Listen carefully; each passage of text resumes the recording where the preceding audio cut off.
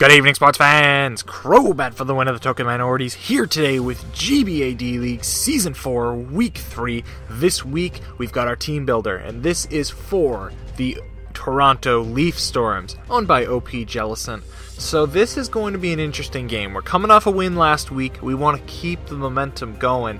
And looking at the matchup on paper, it definitely looks tough. He's got a lot of tough threats that hit hard or are very bulky or a combination of both.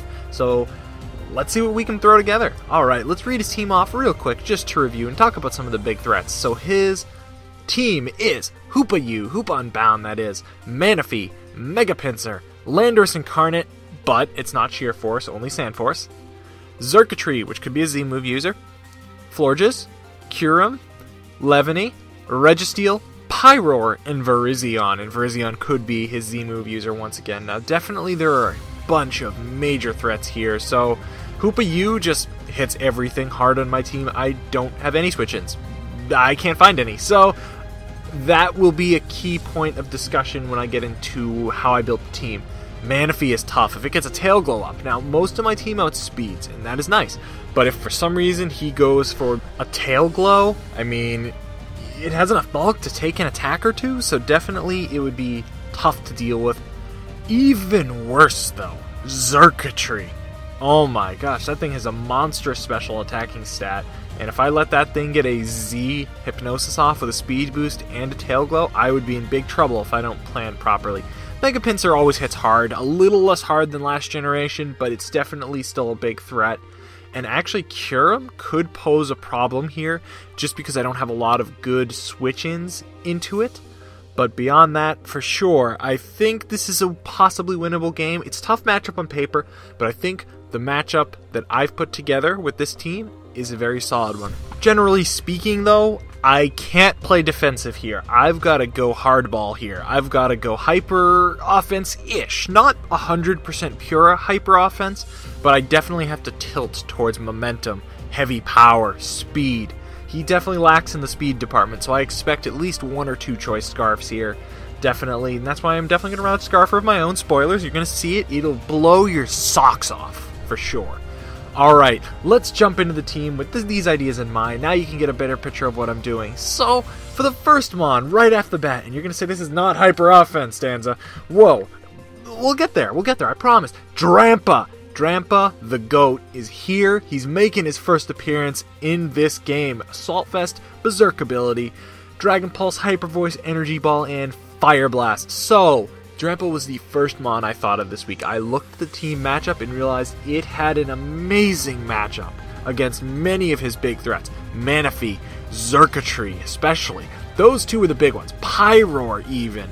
Those three were pretty big threats, especially the first two. And I knew that the Assault Vest variant would be easily able to take it on. Even Tail Glow Xurkitree. Alright, we knew 100%. Let's talk about Xurkitree for a minute. Xurkitree has to cover Alolan Marowak and get Hidden Power Ground. Alright, it has to use it. If for some reason it doesn't, and it runs HP Ice, then Alolan Marowak completely walls Xurkitree anyways, and it's not a threat at all.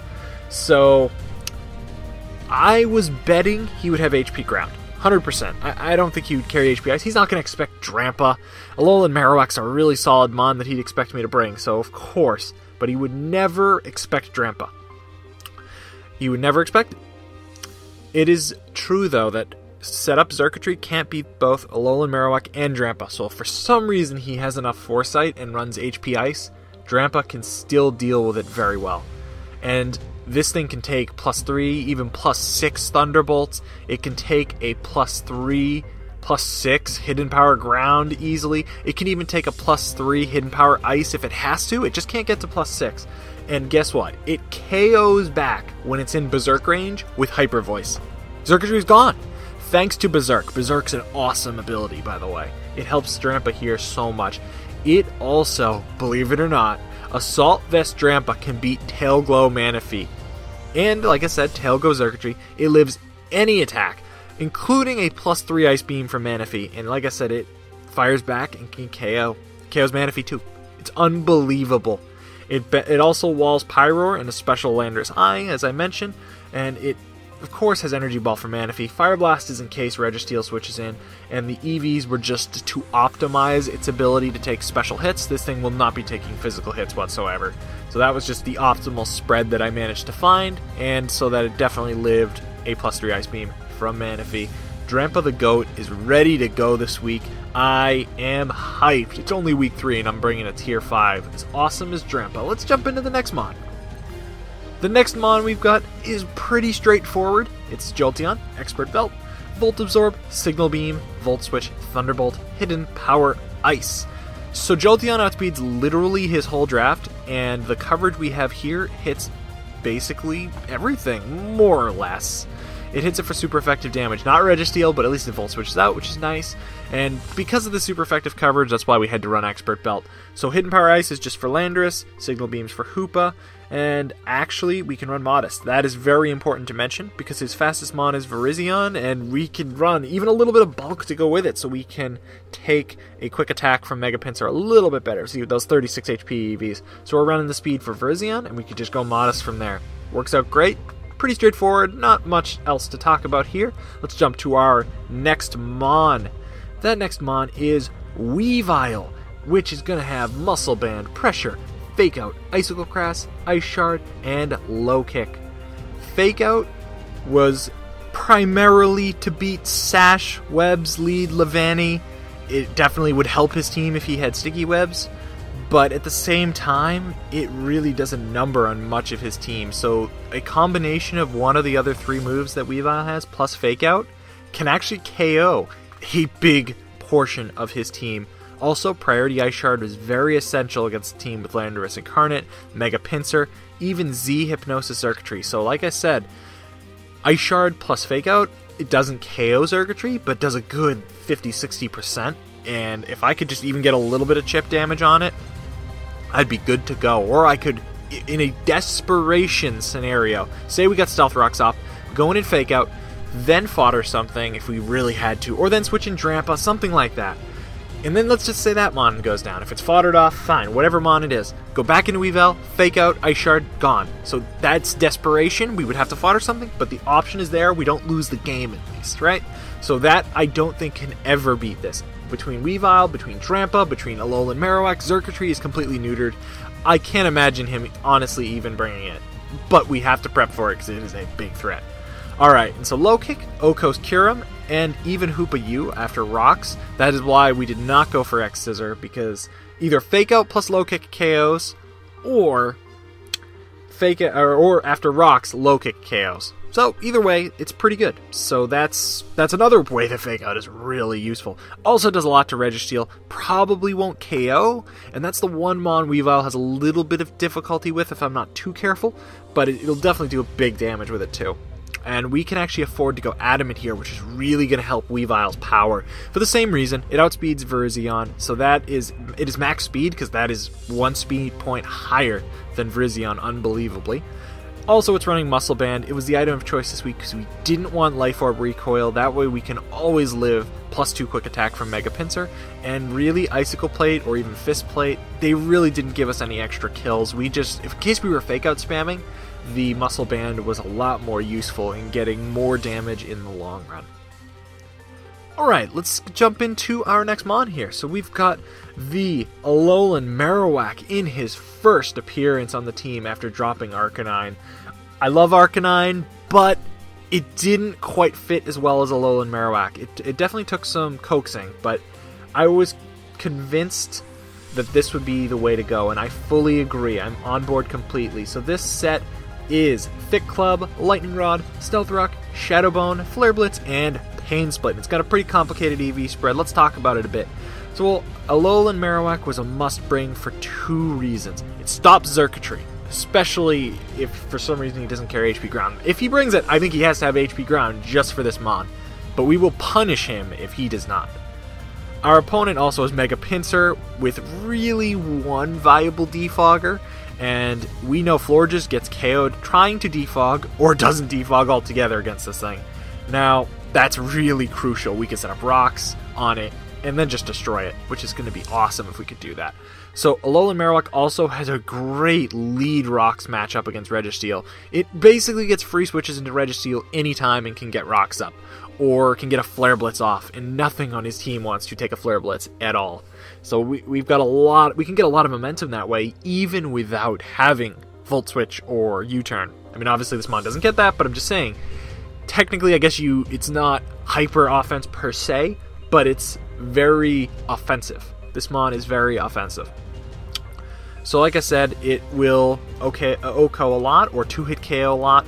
So for instance, at the 248 attack that it currently has, Shadow Bone plus Flare Blitz can KO max defense Florges and guarantees a 2-hit KO on any Manaphy, which is amazing. That's really his one switch into Alolan Marowak, and it does 50% on a switch with Shadow Bone. Wow. It's a lot of damage on a water type for sure. So 52 speed is to outspeed 4 speed Registeel. That way it can't EQ us for some reason. I don't think he would have it. I think he has 4 move slot syndrome. But just in case, I'd rather get an attack off first. It's better to be safe there. He might also have counter for all I know. I mean, I know that's not really a speed thing, but I'm just pointing that out. I want to just be able to take it out with Flare Blitz if I can. So the rest just went to HP and special defense, and it was optimized in a way that we took as little from Florges as possible, in case he had HP ground. If he has Moonblast and Psychic for Toxapex, which we don't, spoilers, we don't have Toxapex this week, then we're in good shape. We are in great shape. He is going to take, this mon is going to take Tax really well. So we also know that Marowak Alolan form is our designated check to Registeel and Florges, as I said. So we expect to have many pain split opportunities, and this will definitely increase our longevity, especially if it's against Florges, or if Florges is wish passing. We'll have a lot of opportunities to keep this thing around. Ground coverage really wasn't needed this week. We didn't need Boomerang. I think that's how you said it. Whatever the move is, it's ground type move, because Flare Blitz and Shadow Bone took care of everything pretty much anyways. It took out Xurkitree, doesn't matter, just so powerful, especially with Thick Club. This thing is awesome for sure. I'm looking forward to using it for the first time, and I think it's going to be big. It is going to be big. Alright, let's jump into the next mon. We've got Tornadus, Therian, Fly MGZ, Regenerator, Taunt, Defog, Hurricane, and U-Turn. So this is a nice utility mon for sure. He has essentially no Hurricane resists. Yes, he has Registeel, but basically Registeel is shut down by Taunt anyways, so he basically has nothing to resist this mon at all. And it also stops Florges from defogging or wishing as well, so that's important to note as well. 156 speed outspeeds Timid Virizion, and the pair of Tornadus Therian and Alolan Marowak is awesome, because Tornadus lures in Florges and Registeel, so we can instantly U-turn into Alolan Marowak and put instant pressure on both of those mons, and hopefully take them out, or take something out on the switch, or set up rocks of our own, something like that. It would be an awesome combination. It is an awesome combination that I'm looking forward to using this week. And our final mon for this week, and this is going to be, geez, to all those people who said I was going to be running Silvally Fairy every week, spoilers, this mon is Silvally. Geez, be ready to be proven wrong. We've got silvally-normal. Now, let me be clear. Our two options for a 6th mon were Silvally and Mega Gallade. Realistically, at least. We went with Silvally this week because, yes, Gallade provided an OHKO on Kyurem with close combat. There were a couple other things to consider here. So, Fake Out and Low Kick and Weavile does the same job as Mega Gallade off of a U-turn from Tornadus. Parting Shot is just so good against his team. He is very setup heavy and has mediocre speed, so Volley can outspeed a lot of the team, especially with a Choice Scarf. And basically, let's go over the set right now. Choice Scarf, RKS system, which is effectively useless because it's normal type. Parting Shot, U-turn, Ice Beam, and Double Edge, with some nice mixed EVs. So, let's talk about Silvally again. We decided to go with the Choice Scarf because it gave us the speedy Parting Shot that basically was usable on everything on his team. His team is slow, remember. So anything that isn't scarved and over base 95 or whatever speed point we actually hit, it uses it. So and it'll spam it well. I know it. The only thing we have to watch out for with this is Registeel, but That is, I think, mitigated by the fact that we still have Alolan Marowak, which is a free Registeel switch in anyways. Also, we have U-Turn, so in case we do expect the Registeel and we still need the momentum, U-Turn is there to at least get that. So just in case you don't know, on Wi-Fi, Parting Shot does not work on Registeel. But that's okay. We know that going in. We have U-Turn, just in case. Also, U-Turn, of course, will hit the Hoopa U. That would be so cool. But let's go back to the Choice Scarf and why we went for that. So, outside of Registeel, he has no normal resists. Double Edge KOs, 2-hit KOs, sorry. Every Mon on his team, the only slight exception is Kyurem. It's a roll to 2-hit KO. But Double Edge does a lot of damage to his team. The only thing, like I said, bar Kyurem, which is kind of on a roll, that can take a Double Edge is Registeel. So yes, this set is walled by Registeel, but we have several Mons, particularly Alolan Marowak, that can deal with it very well. So it is not even an issue at all. So Ice Beam is for Virizion, Mega Pinsir, and most importantly Landorus Incarnate. That's pretty straightforward. It snags a KO, thankfully. And as I mentioned about U-Turn, there was Clear Body, and we felt given silvally-normal with an actual item was a very surprising set. I know, this is controversial, right?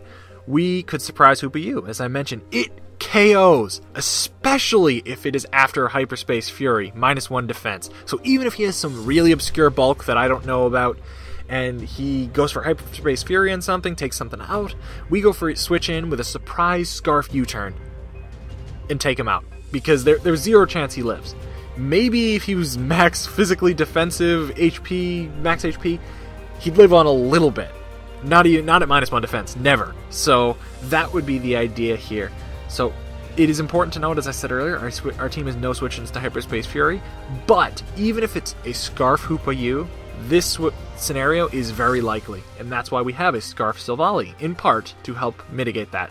So the 76 special attack, we have Oko's Landorus Eye with Ice Beam, the 164 with a Scarf, and a Naive Nature outspeeds everything up to +1 Xurkitree, from the Z Hypnosis, of course. Also, it's notable that it outspeeds Virizion and Scarf Hoopa U, as I mentioned. So the rest just goes into attack. As I said, Double Edge basically 2-hit KOs everything, so if we just need something fast late game to get some big damage off, we've got it here.